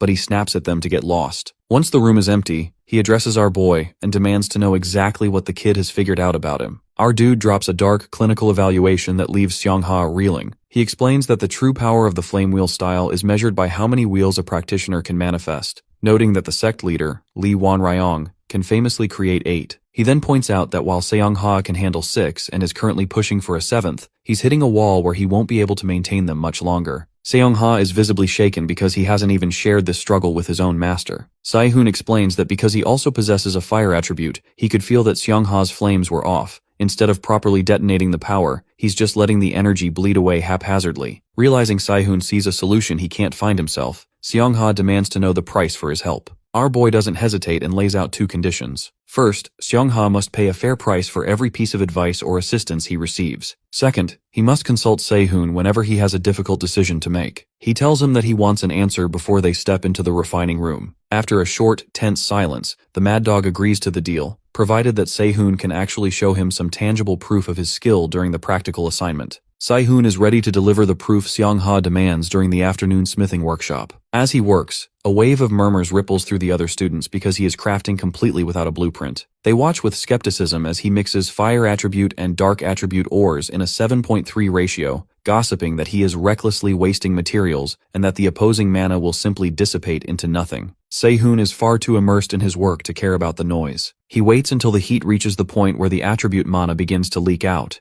then pulls off his gloves. It is time for thermal substitution. He simultaneously controls the flames and his own mana to lock the attributes into the metal. Watching from the sidelines, Professor Dova finally realizes why the school is so obsessed with Sehun's auction submission. the kid is already mastering thermal substitution as a mere freshman. While it looks like a standard procedure to the untrained eye, Seong-ha notices the subtle genius behind it. Our boy is placing the fire mana on the inside and the dark mana on the outside, creating a perfect balance that allows a flawless mana circle to be drawn. This hits home for Seong-ha, who has always viewed his own dark mana attribute as a forbidden hindrance to his flame wheel style. Seeing this method, he realizes he might finally be able to integrate his dark mana rather than fighting it. However, when Seong-ha tries the method himself after class, things go sideways. He manages to create a black flame wheel, but his power drops to the 5th wheel, leaving him without the strength for a 6th. Our guy notes that while these black flames are technically stronger than 7 regular wheels, however, the problem is that Flameflower Fate evaluation is coming up. If Seong-ha falls below 6 wheels, he loses his position as a successor. Seong-ha is frustrated because he still can't fully control the dark mana, and the instructor arrives tomorrow. Desperate to keep his rank, he tells him that he will do anything to secure his position. At that moment, Se-hoon extracts a bond stone, the red resonant black stone. This unique ore allows fire and dark mana to coexist by making their clashing wavelengths resonate instead. To execute the plan, Seong-ha takes Se-hoon to a high-security private training room in a car coupe. They adjust the room's environment to mimic the Flameflower Gate so Se-hoon can forge the perfect training tools. Using the bond stone he just took from Seong-ha, our boy divides it and embeds a piece into each of 2 separate spears. Seong-ha isn't thrilled about dual wielding, especially since managing 1 spear is already a challenge. But our hero explains that 2 spears are the only way to properly balance his 2 conflicting mana attributes. To make this work, he further explains that Seong-ha needs to manifest a flame wheel with his left hand while simultaneously releasing dark attribute mana with his right. As the mad dog starts practicing, he immediately hits a snag. Our boy points out that Seong-ha is unconsciously letting dark mana leak into his left hand. It's a natural side effect of having multiple mana types, but in Seong-ha's case, the energy is a mess because he spent years trying to suppress the dark attribute. Se-hoon explains that if he can just get used to handling both simultaneously, reaching the 6-wheel mark will become easy. To speed up the process, he has Seong-ha wear a specialized bracelet to help stabilize the flow. After 3 hours of grueling training, the mad dog finally starts adapting. This technique is actually something his future self created, so it fits him perfectly. Se-hoon watches intently, analyzing every detail, the breathing patterns, the muscle movements, the shift in gravity, and the specific wavelength of mana as it circulates through the body before being released at the tip of the spear. Seong-ha eventually notices the staring and asks what he's doing. Our boy nonchalantly explains that he is simply collecting data to forge a weapon for him. He reminds Seong-ha that he still has an assignment to submit, so he should not keep his hope up. But the mad dog admits he doesn't expect much from a first year's work. The conversation eventually shifts why Seong-ha is so desperate to stay a successor. He admits it's because it is his master's wish. Our boy remembers from his past life that Seong-ha was an orphan taken in by his master, the first sect leader and an S-class hero. Even though the master eventually retired due to injury, Seong-ha views him as a father and feels the weight of carrying out his master's dream. Seong-ha then turns the question back on Se-hoon, asking what he gets out of all this. Our boy doesn't sugarcoat his answer. He explains that soon, the 6 great demon realms will be swallowed by the swamp of pandemonium, and the world will be crawling with demonic beasts. To stop the catalyst, he needs to enter those realms, which requires 2 things: powerful people to protect him and materials to forge weapons. Having Seong-ha as a future sect leader gives him the financial backing and political influence he needs. Seong-ha calls him materialistic, and he doesn't deny it. They are practically strangers, so why would he help for free? Seong-ha finally understands the stakes and makes a grim vow. If our hero helps him become the sect leader, he will follow him into those 6 demon realms. In that moment, Se-hoon flashes back to the future mad dog, who once demanded a weapon capable of killing demon divinities. With that memory in mind, Se-hoon uses bond imprint on red resonant black stone, fully determined to turn his senior into a powerhouse. Next day, the instructor Gang Hyun-yoon from the Flameflower Gate arrives at the Flavium first floor public training hall. He brings along disciples selected by the sect leader, hoping to broaden their horizons through a sparring match. When the instructor starts to mock him, Seong-ha warns him to watch his tongue. The sly man offers a fake apology and asks to proceed with the skill assessment, but the mad dog throws a curveball. He demands a promotion test for the 7th wheel. The instructor is taken aback. In his eyes, Seong-ha is nothing but a fool trying to squat on the sect leader's seat through sheer effort alone. He recalls the sect leader's orders to deal with him if he ever tries to challenge the 7th wheel. With a greasy smile he tries to stall, but Seong-ha darkly asks if he's too afraid of losing his instructor position to take the challenge. Finally, they agree to a domain sparring match, a straightforward contest of strength where the stronger flame wheel wins. Seong-ha needs at least a win or a draw to secure the promotion. As he steps up, the instructor mocks the crude-looking short spears in his hands. He reminds Seong-ha that using dark attributes is strictly forbidden since he can't control them, and they won't be recognized as true flame wheels. But Seong-ha ignores him and successfully manifests the seventh wheel, seamlessly blending both attributes. The instructor remains cocky, claiming Seong-ha will regret this as he starts up his own wheels. But a second later, a massive explosion rocks the hall. A dark flame dragon rips through the instructor's wheels, completely shredding them. The force is so overwhelming that the instructor's own spear snaps, leaving him utterly defeated. With the instructor gone, Seong-ha's promotion ceremony is set. He'll soon be recognized as an instructor and the official successor. When Se-hoon asks what it takes to actually become the sect leader, he explains the two conditions. First, he must reach the eighth wheel. Second, he needs the consent of the majority of the instructors. Since that consent usually comes through official and brutal sparring matches, it won't be easy. Se-hoon remains confident he can get him there and taunts him to just focus on how he's going to pay him back. Seong-ha agrees to pay any price within his reach. In fact, he's so impressed that he wants to commission something else. Looking at the twin spears, which were originally just a quick assignment, he realizes that if Se-hoon can make something that powerful in a few hours, he can definitely do better. So he demands a truly useful weapon. At that moment, Se-hoon's bond level with the Mad Dog hits level 2. The relationship is becoming more established, and a bond stone will be ready once their next big transaction is complete. By Wednesday, it's time for the second-year auction house. There's a huge crowd, and Se-hoon decides to switch up his outfit a bit as he sits alongside the other valedictorians, ready for the show to begin. Professor Kim remains suspicious, wondering exactly what kind of scheme the Vice Dean is cooking up to seize control of the refining department. The theme for the auction is iron swords, with 30 items submitted, but there is a catch. A special quality verification step has been added. The verification uses seogumpo, a specialized cloth woven from the melted fur of the S-class beast, the white tiger. This material is incredibly unique because it is soft like fabric, but maintains the hardness of metal, specifically designed to strip away the durability of any weapon that isn't perfectly crafted. By slashing the swords against this cloth, the judges can easily weed out any items that sacrifice structural integrity for sharpness. As the auction kicks off, the judges begin testing the swords one by one against the white tiger fur. Erica, watching from the side, asks Se-hoon why they would use something as rare as S-class fur for a simple test. Se-hoon explains the trap.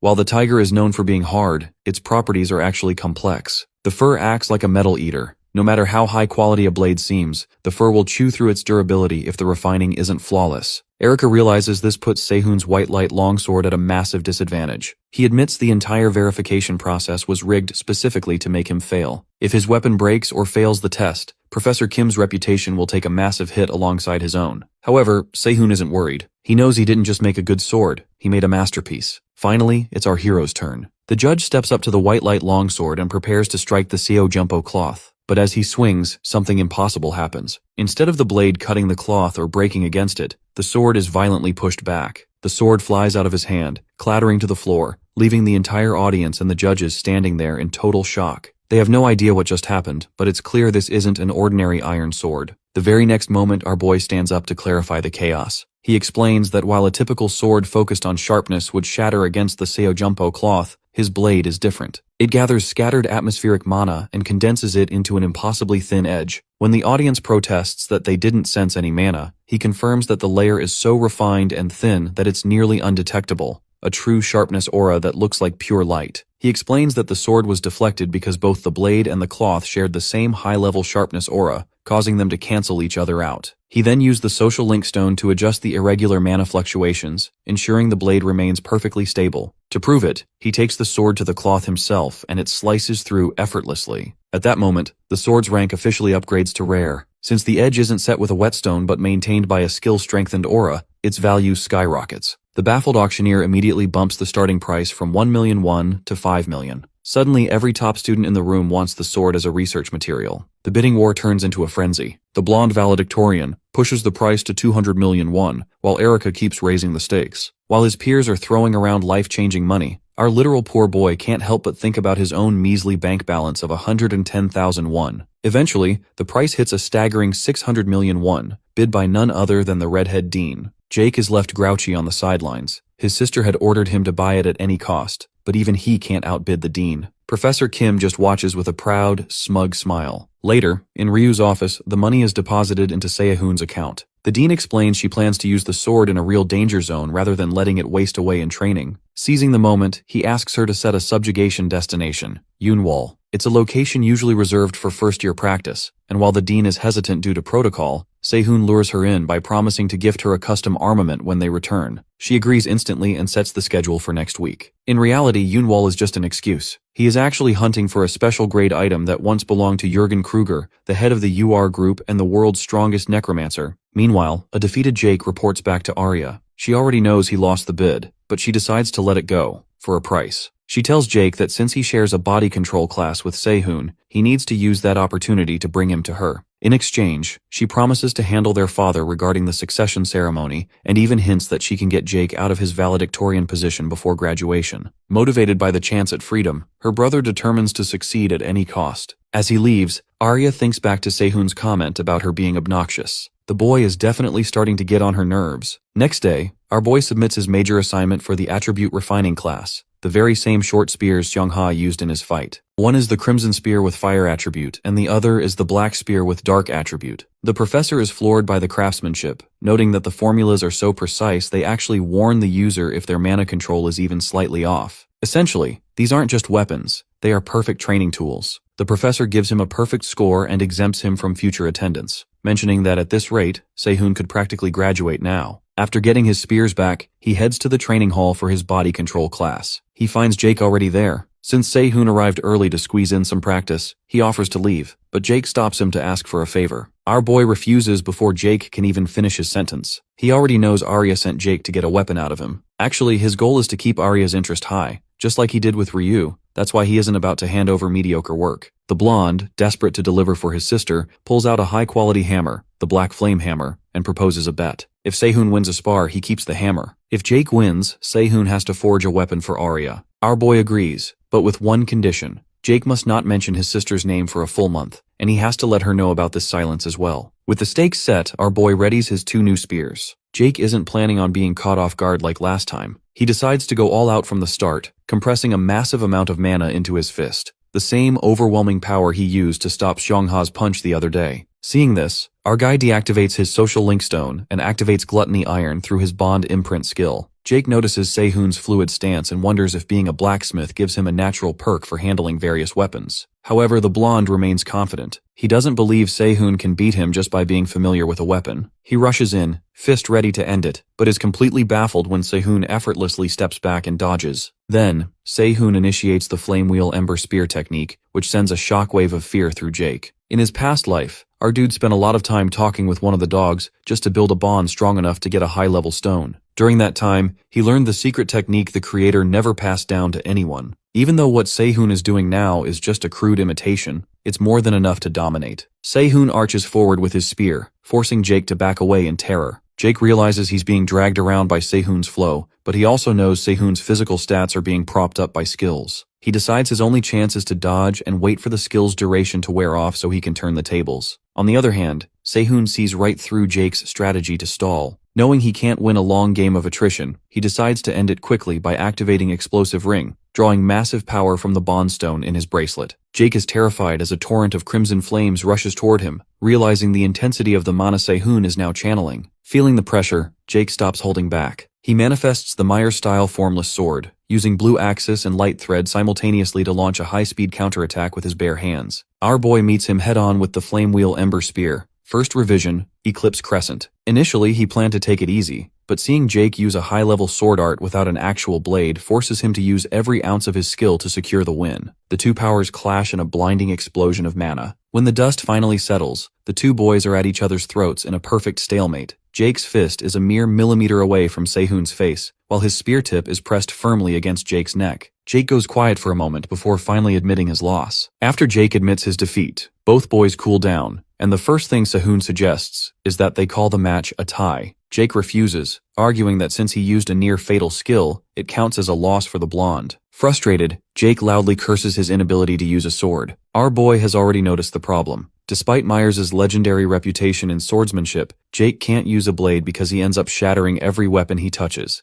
even those with hero-grade durability. To diagnose the issue, Sehun asks Jake to hold out his right hand, relax, and keep his mana still. While Jake wonders what's going on, he freaks out when Sehun suddenly strikes his palm with a hammer. Through this, our boy concludes that the problem is alteration rather than simple material reinforcement. With a groan, Jake demands an explanation. To his surprise, Sehun promises to forge a sword specifically for him. At that moment, he also extracts a bond stone from Jake, which is a high-grade compression stone of superior quality. It's perfect for compressing absorbed mana, though it usually breaks if the density exceeds its durability. Sehun promises to make a sword that won't break under that pressure. Meanwhile, their teacher, who has been eavesdropping, establishes a bond with our boy as well. As Jake steps out, the professor demands a private word. He's suspicious of how Sehun, who was supposedly just a blacksmith, is suddenly so proficient with a spear. He demands an explanation for his suspiciously perfect stance. Sehun pulls out Erika's link stone and explains it as a simple buff skill that allows his muscles to mimic another person's body. He demonstrates the skill, noting that the physical strain is immense because it forces the movements onto his body. The professor realizes this is observation mimicry and apologizes for his suspicion. He reveals there is a demon,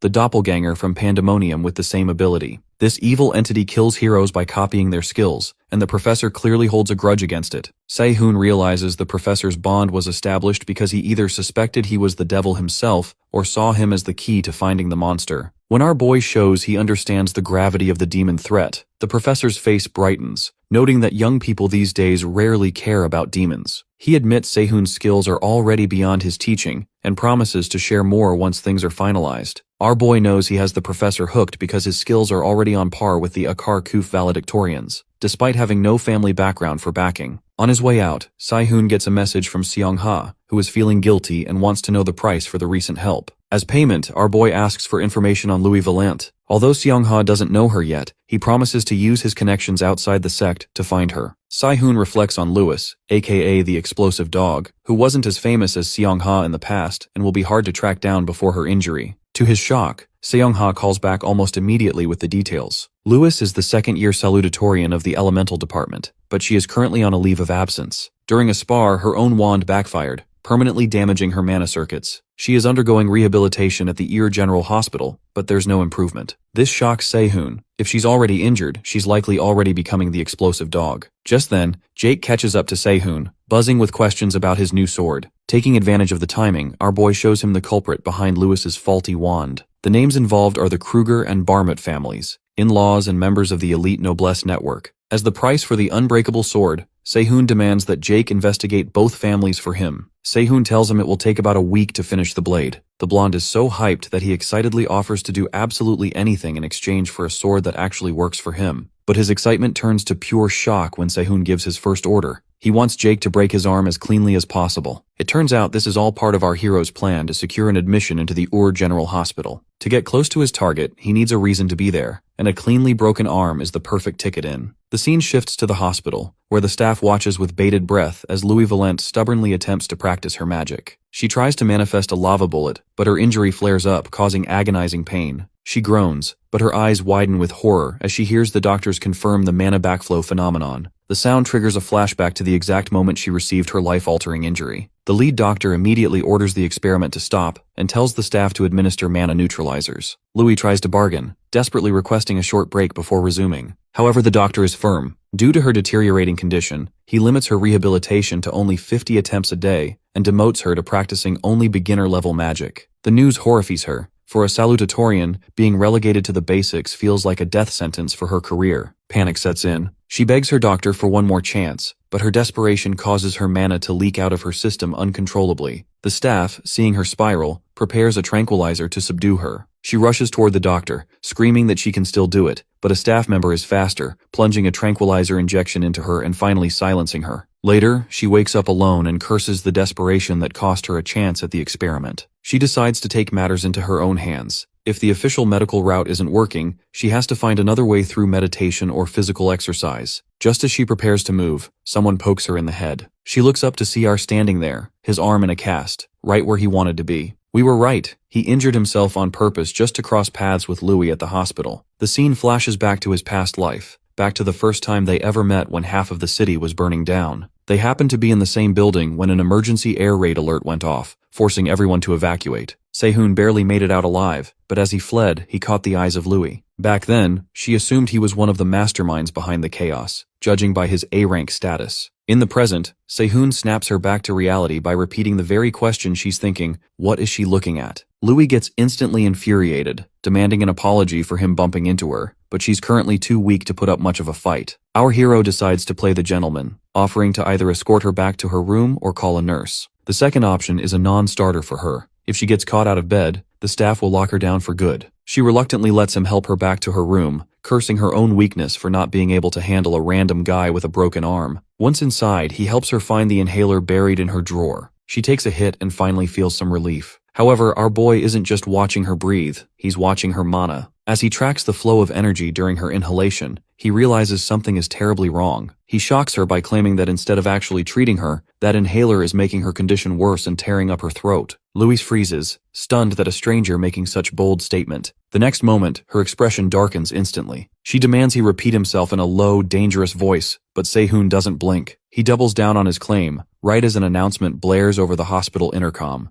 Sehun is needed at the second-floor nursing station immediately. Before he ducks out, he gives her one last piece of advice. Stay away from that inhaler. Knowing he's from the refining department only makes her hatred flare. She screams at him to get out, snapping that she doesn't need advice from a lowly blacksmith. It's clear that after her accident, she's developed a deep-seated loathing for anyone associated with forging. Despite the hostility, Sehun is surprised to see a notification. He's already established a bond with her. The doctor informs him that his clean break requires a week of treatment and another week of rest. With 2 weeks on the clock, our boy already starts plotting. His goal is to heal Lewis's damaged mana circuits, but his first priority is destroying that inhaler, which he knows is actually a mana eroder in disguise. As a first step, he tips off Lewis's doctor, claiming he saw her having a seizure while trying to force her magic. He knows the medical staff will lock her down for her safety, keeping her right where he needs her. The next morning, our boy calls Jake for an update on the two culprits. Jake admits that Lewis's accident smells fishy. He brings up the Ivory Tower, an independent organization that sponsors magic cadets outside the influence of Babel. Its power over students is absolute. It turns out the Ivory Tower was selecting a scholarship student from the second-year class,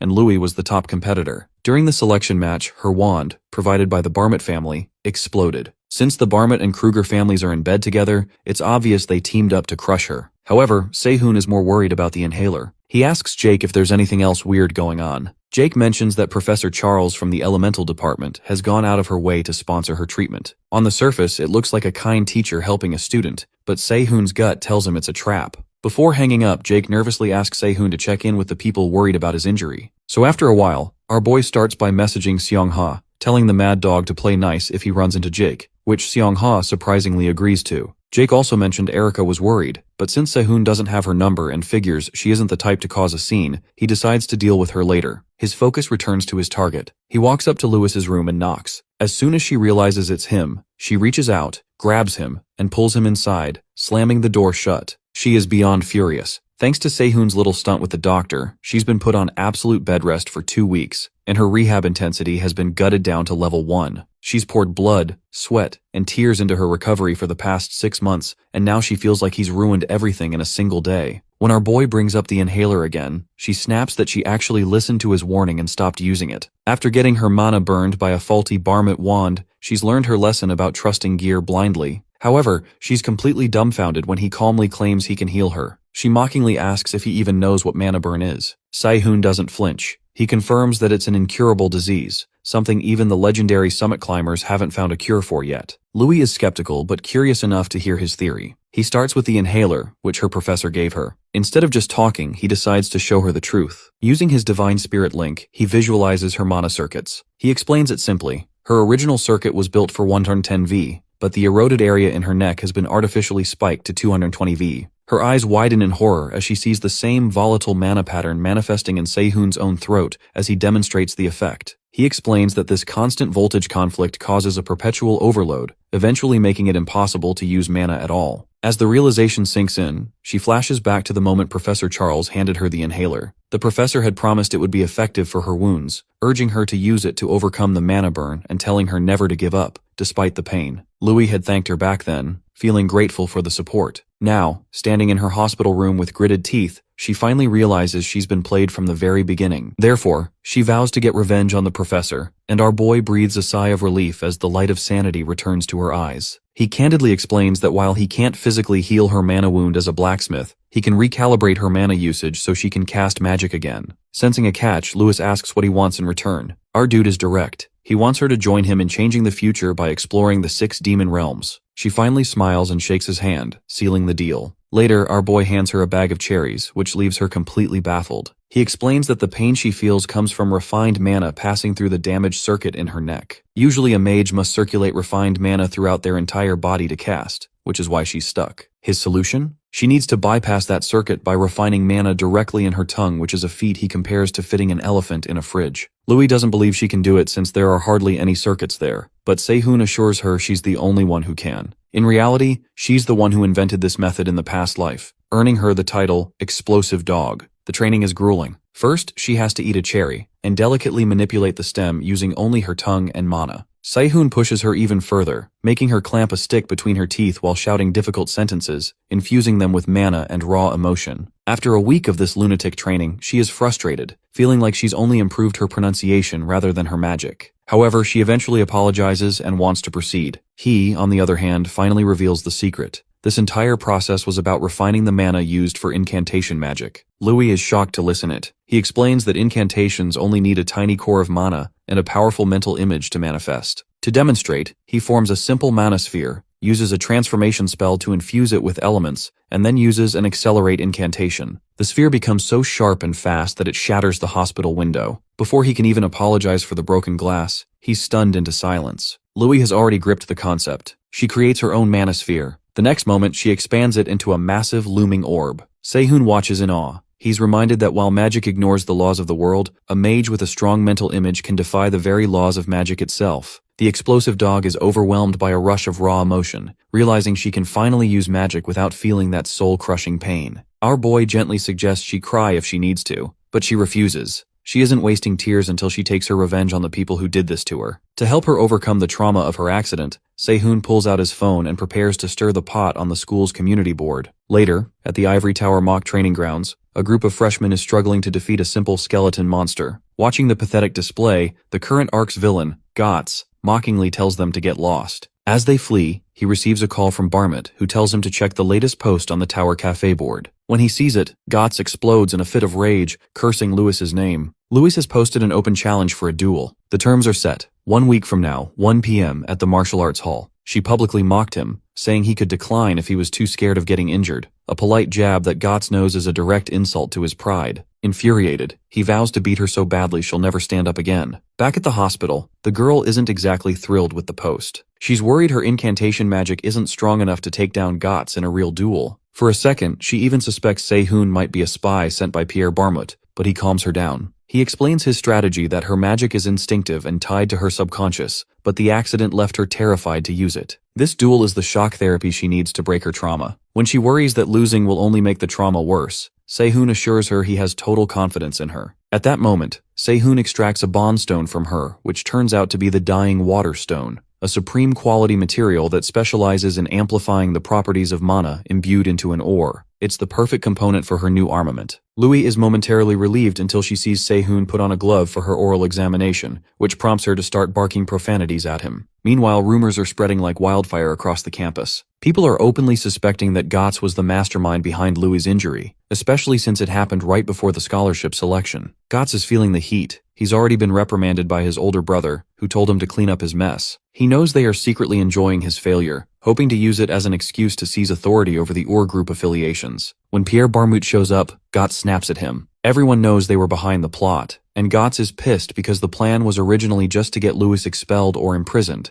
It was Pierre who changed it to physically injuring her. Pierre offers a shallow apology, but Gotts doesn't want words. He wants a solid plan to secure their positions as successors. Pierre reassures him with a dark tone, promising that he has a perfect way to deal with the situation.